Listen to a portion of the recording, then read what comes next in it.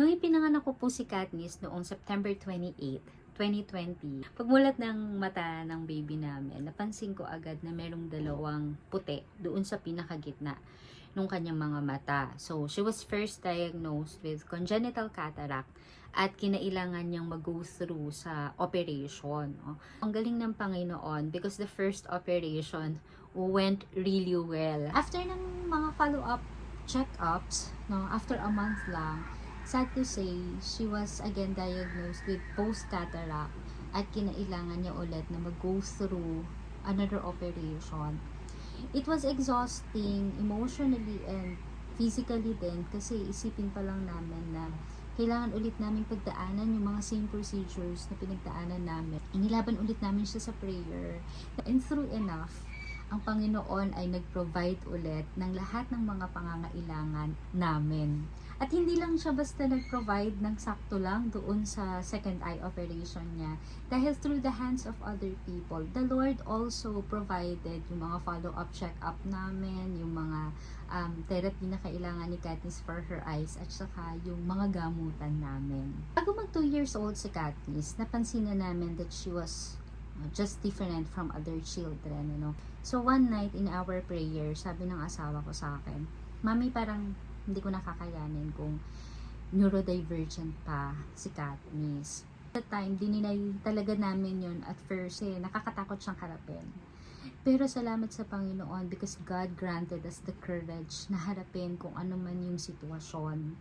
And through the help of Dr. Mimi Holgado ng Living Word UMC, naipila niya si Katniss sa National Children's Hospital. Before mag 3 years old si Katniss, she was diagnosed with autism spectrum disorder. Talagang nag-grieve kaming mag-asawa. Pero alam niyo po, we really praise the Lord kasi during the time na nag-grieve kami over our child's condition, naroroon din yung presensya ng kapayapaan at ng pag-asa na magiging okay lang ang lahat. So, hinarap namin yung sitwasyon. Even before pa namin malaman na may ASD si Katniss, in-expose na talaga namin siya sa mga libro. So before siyang mag 2 years old, alam na niya, kabisado na niya yung numbers from 1 to 100, alam na niya yung A to Z, magaling siya sa colors, at nakitaan din namin siya ng potential sa piano. Nung nalaman namin na may ASD siya, kailangan naming i-acknowledge na kailangan namin ng community para matulungan kami na palakihin si Katniss.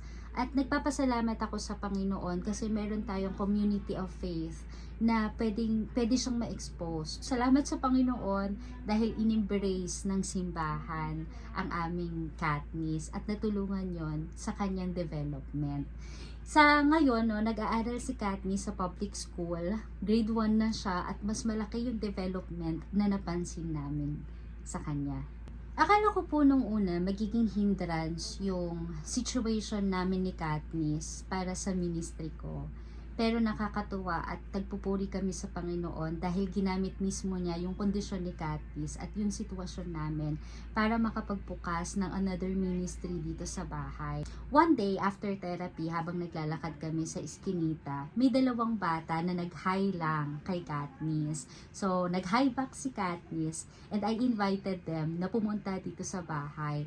And that day din, nag-join sila, natuwa kami kasi nagkaroon ng kalaro si Katniss dito sa community namin. At kinabukasan, bumalik ulit sila na may 6 na silang mga bata. At sinabi ko nga na mag-Bible study tayo dito sa bahay. At yung mga bata, they were really excited. So, that week din, nung Saturday na yon, nagkaroon kami ng extension class dito sa aming bahay. At nagiging weekly na siya na ministeryo naming mag-asawa. At alam niyo po, I realize na walang kahit na anong sakit o walang kahit na anong kondisyon ang kayang pumigil sa kamay ng Diyos kung papaano niya gagamitin ang ating mga anak. Kung tutuusin, si Katniss ay double marginalized. Meron siyang eye condition, at the same time neurodivergent siya. Pero we really praise the Lord dahil pinili niya kaming mag-asawa na magkaroon ng very special na anak na magbe-bless hindi lang namin mag-asawa kasi mas tumatag yung relationship namin together. At the same time, yung ganitong klaseng storya ay makakatulong din sa ibang mga tao. And soon po, mag-undergo ulit si Katniss ng third operation at nagpapasalamat kami sa Panginoon sa pagsulat ng Diyos ng maraming stories of victories na pwede naming panghawakan. Alam namin na makaka-experience kami ng another victory because God is our God. I just pray that our story may also touch the lives of other people and give us all an inspiration na bibigay sa atin din ng pag-asa at kapayapaan sa kung anumang mga bagay ang pinagdadaanan natin ngayon. God bless po sa ating lahat. Sa Diyos ang papuri.